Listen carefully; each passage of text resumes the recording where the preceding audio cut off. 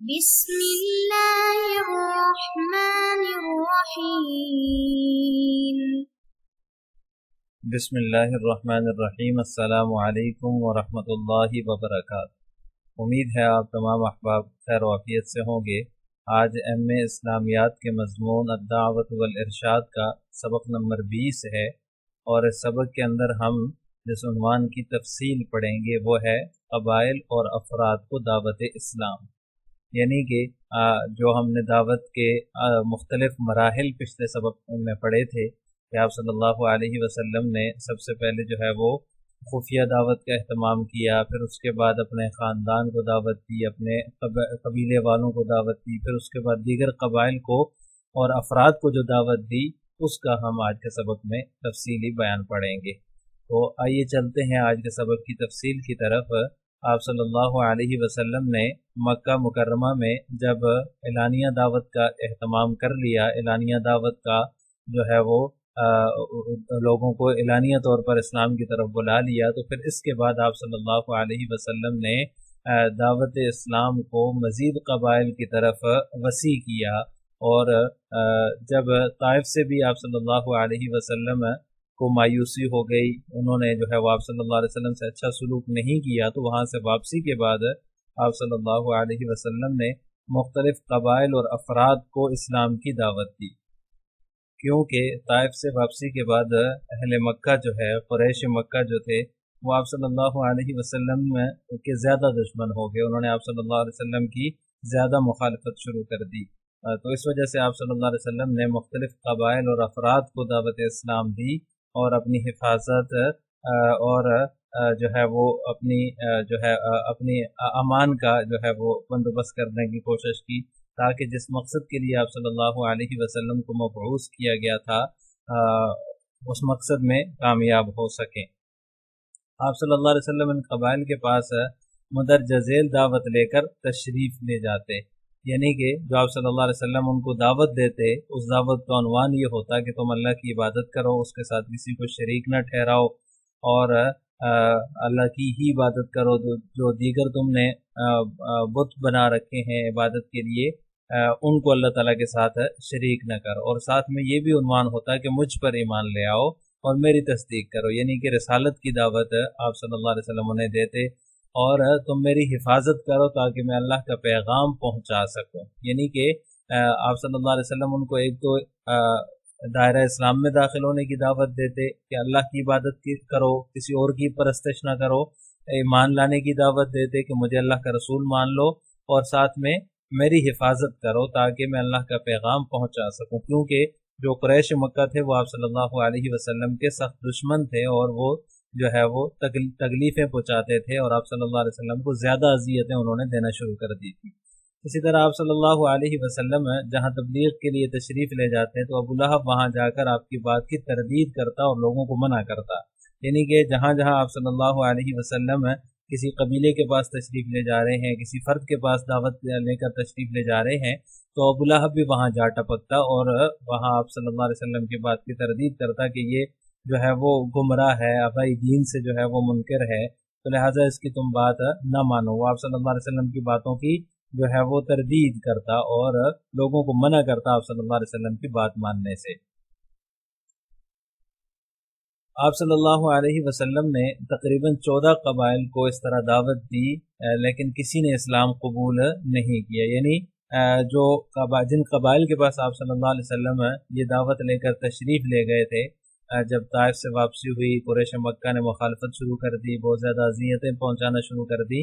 تو 14 قبائل کے پاس تقریباً آپ صلی اللہ علیہ وسلم تشریف لے گئے، لیکن ان 14 قبائل میں سے کسی نے بھی جو ہے وہ دعوت کو قبول نہیں کیا۔ ان قبائل میں بنو عامر ہیں، بنو غسان ہے، بنو حنیفہ ہے، سلیم ہے، بنو نصر ہے، دیگر بہت سارے قبائل ہیں جن قبائل کے پاس آپ صلی اللہ علیہ وسلم دعوت لے کر تشریف لے گئے تھے، اور یہ وہ زمانہ تھا جب آپ صلی اللہ علیہ وسلم کو نبوت ملے ہوئے 4 سال ہو گئے تھے، یعنی نبوت کے 4تھے سال سے آپ صلی اللہ علیہ وسلم نے قبائل کو دعوت دینا شروع کی تھی، اور ہجرت کے آخری سال تک موسم حج تک یہ دعوت تھی، یعنی کہ جب آخری حج آپ صلی اللہ علیہ وسلم نے کیا تو اس وقت بھی آپ صلی اللہ علیہ وسلم نے تمام قبائل کو دائرہ اسلام میں داخل ہونے کی دعوت دی. تو یہ جو قبائل کی دعوت ہے، دیگر قبائل کو دعوت دینے کا جو سلسلہ ہے، یہ نبوت کے 34 سال سے شروع ہوتا ہے اور ہجرت کے آخری سال تک جاری رہتا ہے. رسول اللہ صلی اللہ علیہ وسلم نے دعوت دینے میں انتہائی شفقت اور خلوص کا مظاہرہ کیا کہ آپ صلی اللہ علیہ وسلم نے جو ان کو دعوت دی، اگر کوئی مخالفت بھی کرتا تو آپ صلی اللہ علیہ وسلم نے کبھی کسی کے بارے میں سخت الفاظ استعمال نہیں کیے، اور اگر کوئی آپ کی دعوت کو رد کر دیتا تو آپ نے اس کے لیے جو ہے وہ بد دعا بھی نہیں کی. بڑی جو ہے وہ شفقت کے ساتھ اور خلوص کا مظاہرہ کرتے ہوئے آپ صلی اللہ علیہ وسلم نے یہ دعوت دی ہے. کبھی کسی کے ساتھ الجھے نہیں، ترشی کی بات نہیں کی، سخت بات نہیں کی. دعوت رد کر دینے کے نتیجے میں کسی کو بد دعا نہیں دی، جیسا کہ طائف کے واقعے میں بھی آتا ہے. جب آپ صلی اللہ علیہ وسلم وہاں سے واپس ہوئے، ان لوگوں نے آپ صلی اللہ علیہ وسلم کو پتھر مار مار کر جو ہے وہ زخمی کر دیا تھا، تو پھر اللہ تعالیٰ نے فرشتے کو بھیجا کہ اگر آپ چاہتے ہیں تو ہم ان طائف کے پہاڑوں کو آپس میں ملا کر ان کو غرق کر دیں، لیکن آپ صلی اللہ علیہ وسلم نے ان کے لیے بھی بد دعا نہیں کی. تو کسی بھی قبیلے کی طرف سے جب دعوت رد ہوتی تو آپ صلی اللہ علیہ وسلم اس کے لیے بد دعا نہیں کیا کرتے تھے.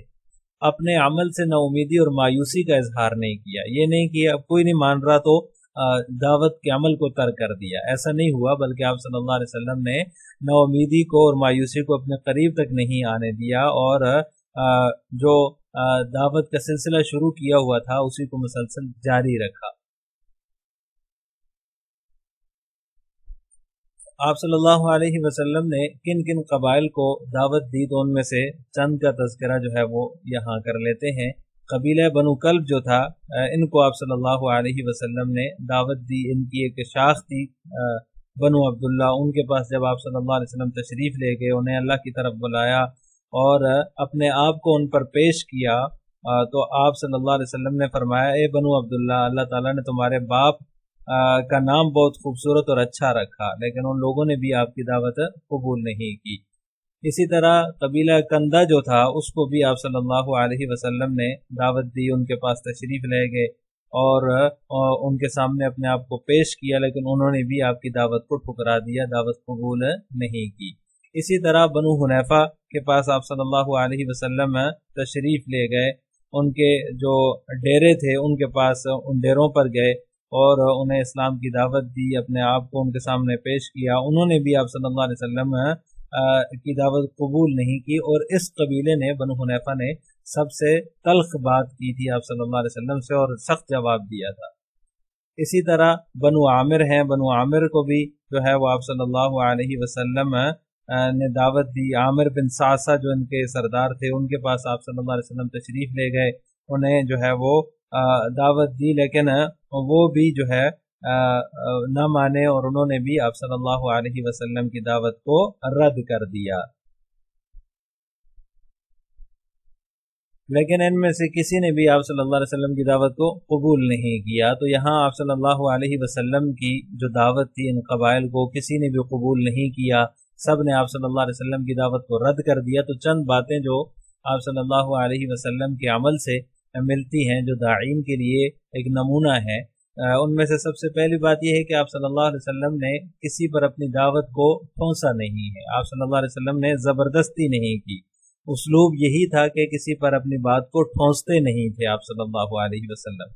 ہر قبیلے کے سردار کے پاس جاتے، اپنی حفاظت کے لیے تعاون مانگتے اور اپنے علاقے میں لے جانے کو کہتے تاکہ اپنی بات لوگوں تک پہنچا سکیں. یہ آپ صلی اللہ علیہ وسلم کی دعوت کا اسلوب ہوتا تھا، ان قبائل کے پاس دعوت لے جانے کا اور ان کو جو ہے وہ دین اسلام کی طرف بلانے کا. اس کے بعد جو ہے وہ دوسرے جو سلسلہ ساتھ ساتھ آپ صلی اللہ علیہ وسلم نے جاری رکھا، ایک تو قبائل کو دعوت دی، لیکن ان میں سے مختلف قبائل کے جو چیدہ چیدہ لوگ تھے ان کو بھی دعوت دی، جن میں سے چند ایک کا تذکرہ جو ہے وہ ملتا ہے. ان افراد کو دعوت دینے میں آپ صلی اللہ علیہ وسلم کامیاب بھی ہوئے، اور جو ہے وہ جو وفود جو ہے وہ آتے تھے یا دیگر قبائل کے جو افراد یا اشخاص تھے، ان کو آپ صلی اللہ علیہ وسلم نے جب دعوت دی ان میں سے بعض نے تو بہت ہی اچھا رسپانس دیا، اچھا تسلی بخش جواب دیا، اور بعض نے اپنی رغبت اور پسندیدگی کا اظہار بھی کیا۔ کچھ جو تھے انہوں نے جو ہے وہ دعوت قبول نہیں کی، لیکن کچھ لوگوں نے دعوت قبول بھی کر لی۔ تو ان میں سے سب سے پہلے حضرت سوید بن صامت رضی اللہ تعالیٰ عنہ ہیں۔ انہوں نے آپ صلی اللہ علیہ وسلم کی دعوت کو بخوشی قبول کیا تھا۔ یہ شاعر تھے، ان کی پختہ شاعری کی وجہ سے ان کو لوگوں نے کامل کا خطاب دیا تھا۔ یہ حج عمرے کے لیے مکہ تشریف لائے تو آپ صلی اللہ علیہ وسلم نے انہیں اسلام کی دعوت دی۔ تو انہوں نے جو ہے وہ یہ کہا کہ میرے پاس تو حکمت لقمان ہے، آپ کے پاس کیا ہے؟ تو آپ صلی اللہ علیہ وسلم نے جب قرآن پڑھا، قرآن ان کو سنایا، تو یہ جو ہے وہ قرآن سننے کے بعد اسلام قبول کر لیا انہوں نے، اور کلام اللہ سے متاثر ہو کر، کیونکہ یہ شاعر تھے اور دیگر جو ہے وہ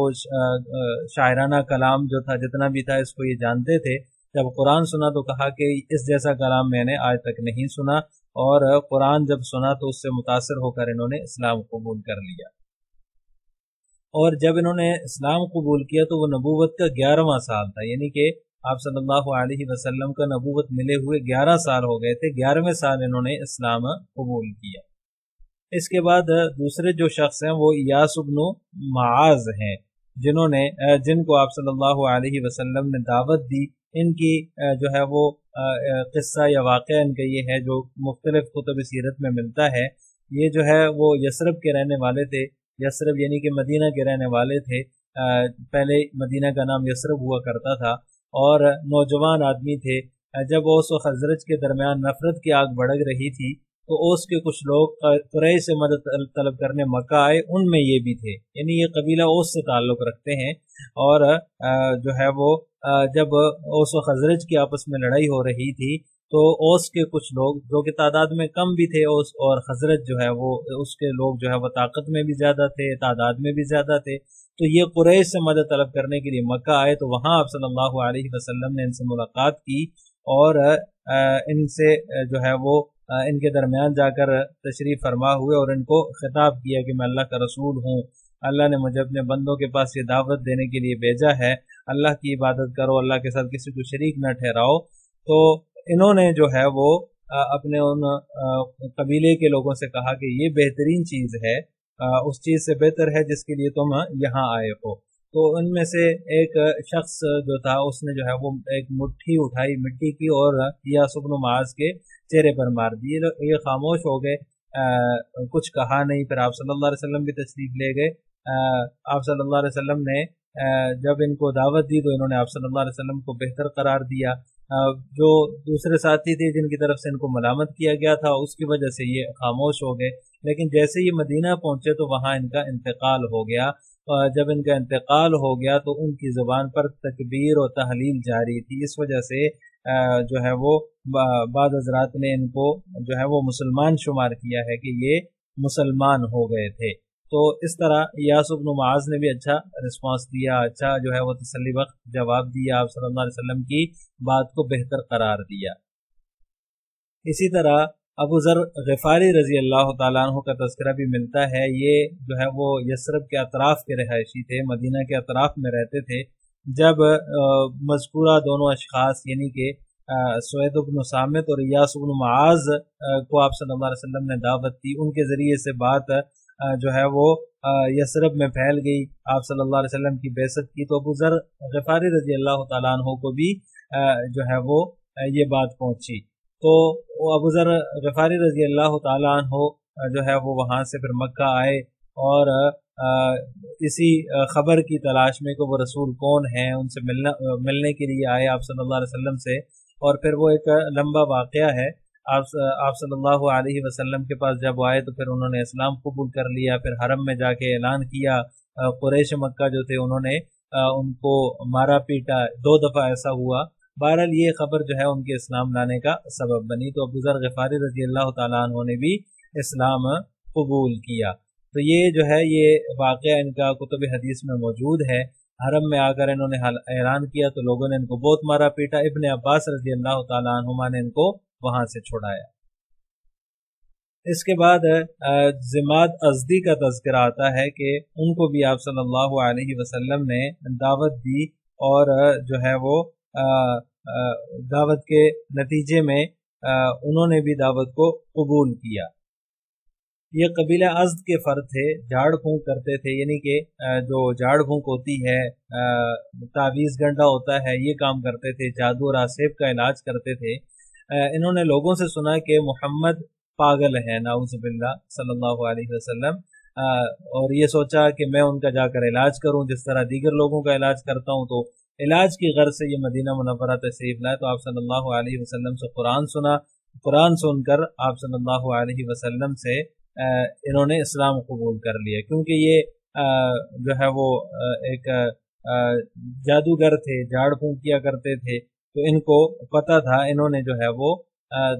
سنا جب قرآن تو کہا کہ اس جیسا کلام تو میں نے آج تک نہیں سنا، اور اسلام قبول کر لیا۔ اسی طرح افراد کو دعوت اسلام کے سلسلے میں یثرب کے 6 سعادت مندوں کا قبول اسلام کا واقعہ بھی آتا ہے کہ یہ لوگ جو ہے وہ قبیلہ خزرج سے تعلق رکھتے تھے، 6 نوجوان تھے۔ جب آپ صلی اللہ علیہ وسلم نے ان کے پاس جا کر ان کو دعوت دی تو انہوں نے وہ دعوت قبول کر لی، کیونکہ قبیلہ خزرج جو تھا یہ یہود کے حلیف تھے، اور یہود نے دھمکایا کرتے تھے اور یہ کہا کرتے تھے کہ رسول اللہ صلی اللہ علیہ وسلم جب تشریف لائیں گے تو پھر ہم تمہیں جو ہے وہ قتل کر دیں گے اور ان کے ساتھ مل کر تمہارا خاتمہ کر دیں گے۔ تو جب آپ صلی اللہ علیہ وسلم نے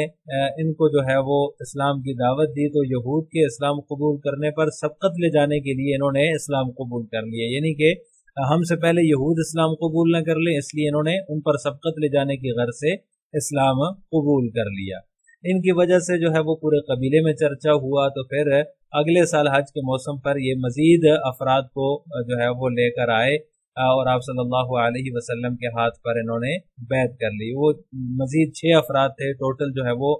12 افراد، 6 یہ ہو گئے اور 6 انہوں نے ساتھ اور لائے۔ اس طرح سے جو ہے وہ 12 افراد نے آپ صلی اللہ علیہ وسلم کے ہاتھ پر بیعت کی اور اسلام قبول کیا۔